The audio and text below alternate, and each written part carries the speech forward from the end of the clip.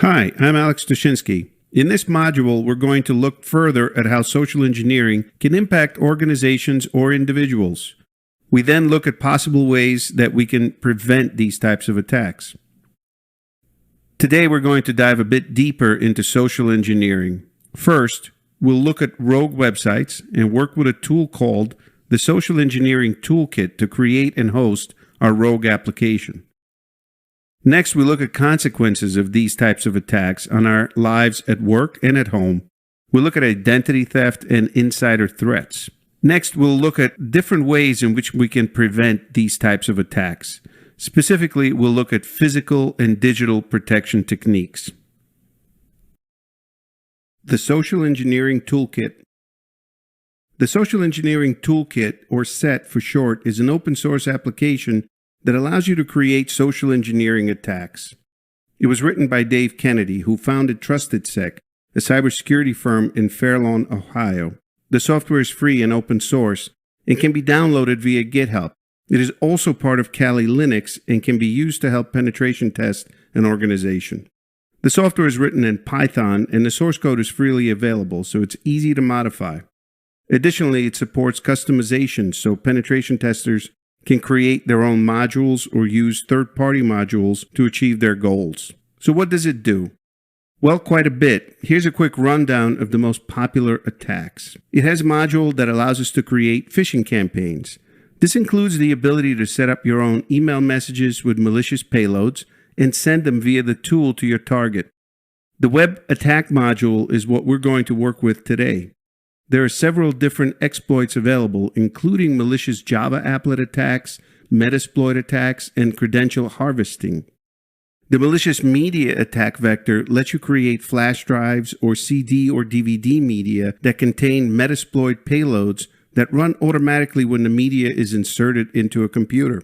The mass mailer lets you send out email using Gmail or your own custom SMTP server. SMS spoofing is a useful attack where text messages are involved. Here you're able to spoof the caller ID number that appears, leading a victim to believe that the message is coming from someone else. The wireless access point attack allows you to replicate an existing wireless network. Since most people have their Wi-Fi settings remembered and the device tends to connect automatically to these networks, this type of attack allows you to quickly connect to people in the area and direct them to a malicious website that will download and install additional malware on the target computer. This is called wireless social engineering, and there are other tools that perform this work. For example, Wi-Fi Fisher, part of Kali Linux, does a similar job. There are also a number of PowerShell attacks within SET. These types of attacks help you establish a reverse shell and can be combined with other attacks. For example, using the wireless access point attack, we can connect to a user, then get them to download the reverse PowerShell app and run it locally, giving the attacker full access to the victim's computer. Now, if all of that wasn't enough, there's still more. There is QR code attack, which generates a QR code for websites with malicious payloads. There are also Adreno-based attacks, and as mentioned earlier, custom and third-party module support. So what are the advantages of using SET? Well, it's quick and easy to get started. It takes almost no effort at all to produce a relatively high-quality attack. As mentioned before, it's open source, so it's easy to customize to suit your needs, and plenty of support from the community through custom module development. In this demo, we're going to look at the Social Engineering Toolkit. We'll begin by creating a malicious website, and then we're going to explore how this could be used by an attacker coming from within the company, an insider threat. Let's get started.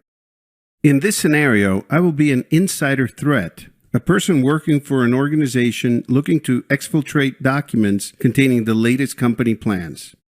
I'm doing this because I really work for a competitor and would prefer that this company didn't succeed in its plans. My target is their CEO. Okay, so we're in Kali Linux, and I have a terminal window opened and zoomed in. We're going to run the command that launches the Social Engineering Toolkit. Alternatively, you can find the software by navigating into the menu and performing a search.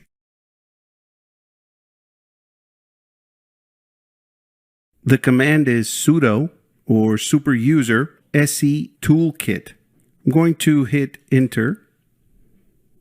And as you can see, it opened and loaded. I've entered my sudo password previously. Because this is a console-based application, it can be accessed via SSH or through the terminal.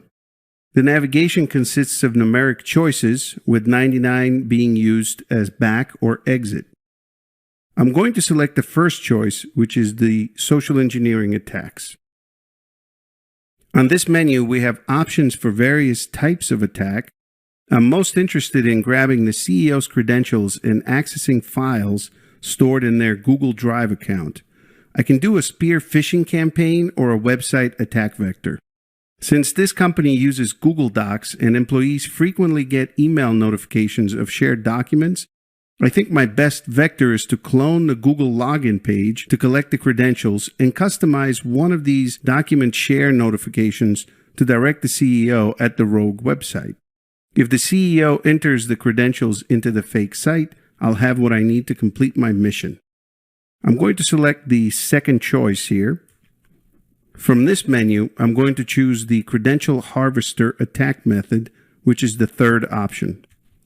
Now we get down to the details. I can use one of the built-in templates, clone an existing website, much like we did in the previous module, or import my own web application that will perform the collection. I'm going to choose the first option, which will let me choose from an existing template. Because this attack spins up and hosts an entire website, I need to specify the IP address of where this will run from. Using the IP address of Cali is fine, and that's what I'm going to do here, but keep in mind that I'm using a private IP address space, which would not work if you're trying to attack from outside of an organization's network or direct victims to a publicly facing website. In that case, Cali can be hosted in the cloud, and the IP address would be the public IP address. Additionally, you can take things further and get a domain name for the public IP as well. Since I'm going to use the private IP address for the demo, I'm going to hit enter. Now my three choices of attack are Java update required, Google, or Twitter. Since I'm trying to mimic a Google Docs share, I'll select the second choice here. And that's all it takes. Switching to a different PC, we can go to a web browser and enter the IP address that we previously accepted. And here's our rogue website, which looks a lot like the Google login page. Once we visit this site, you can see that Set picked up the traffic and is reporting it. That's all it takes to set up and run a rogue website. While the scenario I'm using here is of an insider threat, an identical attack can be used as part of penetration testing engagement. Oftentimes, we want to test how well security awareness training is working with employees, and this is a great method to test their understanding of phishing and what to look out for on rogue websites. Okay, let's shift focus to Gmail and craft our malicious payload for the CEO. Sarah, an employee of the company, previously shared a document with me, and I received this type of notification from Google. I'm simply forwarding this notification to myself and then altering the email itself a bit. What I will do now is update the links in this email to point to the rogue Google website we just spun up.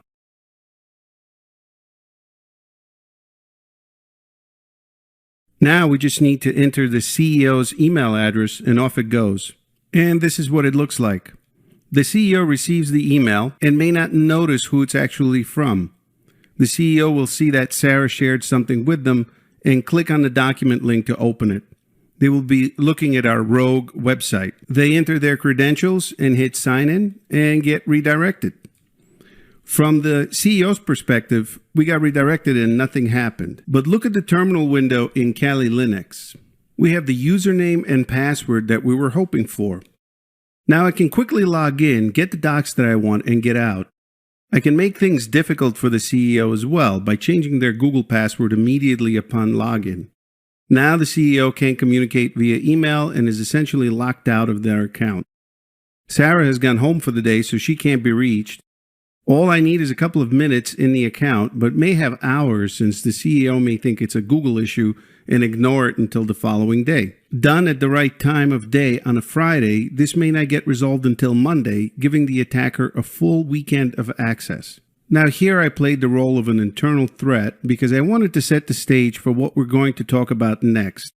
But again, I want to point out that the tools here are not just for attackers. Ethical hacking requires the mindset and the tools that are similar, if not the same, as what attackers may use. Our best method of defense is education, and running scenarios like this one as an ethical hacker strengthens an organization's security posture.